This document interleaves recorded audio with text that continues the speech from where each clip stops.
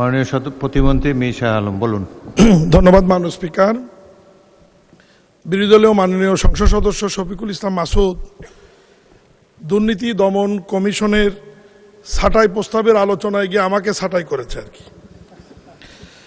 আমি ব্যক্তিগতভাবে কৈফিয়ত প্রদান করছি মাননীয় স্পিকার সংসদে। বগুড়ার আমার নির্বাচনী এলাকা মোকামতলা উপজেলার দূরবর্তী দুটি ইউনিয়ন সৈয়দপুর এবং দেউলি ইউনিয়ন, এই দুটি ইউনিয়ন অনেক বড় ছিল।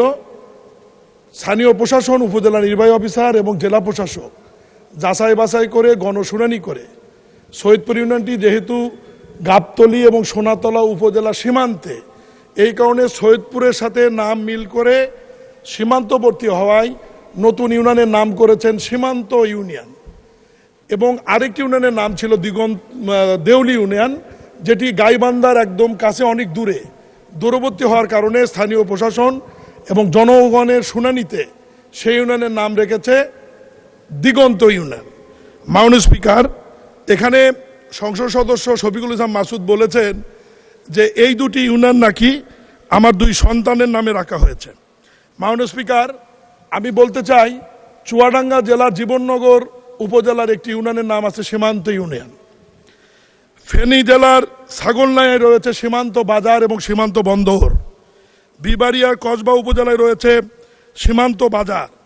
কুড়িগ্রাম রাজীবপুর উপজেলায় রয়েছে সীমান্ত বন্দর। হবিগঞ্জ পৌরসভায় রয়েছে দিগন্ত নামে একটি ওয়ার্ড। সন্দ্বীপ উপজেলায় রয়েছে দিগন্ত সরকারি প্রাথমিক বিদ্যালয়। বান্দরবন চিম্বুকে রয়েছে দিগন্ত বাজার। এরকম নামকরণ সীমান্ত এবং দিগন্তর বহু নাম বাংলাদেশের বিভিন্ন জায়গায় রয়েছে।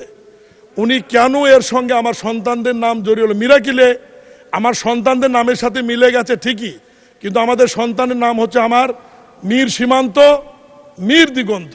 আমার যদি টেনশন থাকতো সন্তানের নামে করার, তাহলে তো আমি ইউনিয়নের নাম প্রশাসনকে বলতাম যে রাখেন মীর সীমান্ত, না হলে মীর দিগন্ত।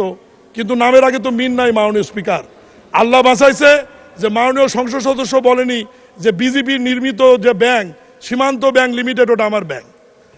মাননীয় স্পিকার, উনি দয়া করে যে বলেননি যে খুলনা থেকে পার্বতীপুরে যে ট্রেন যায় সীমান্ত এক্সপ্রেস, সেটিও আমার ট্রেন।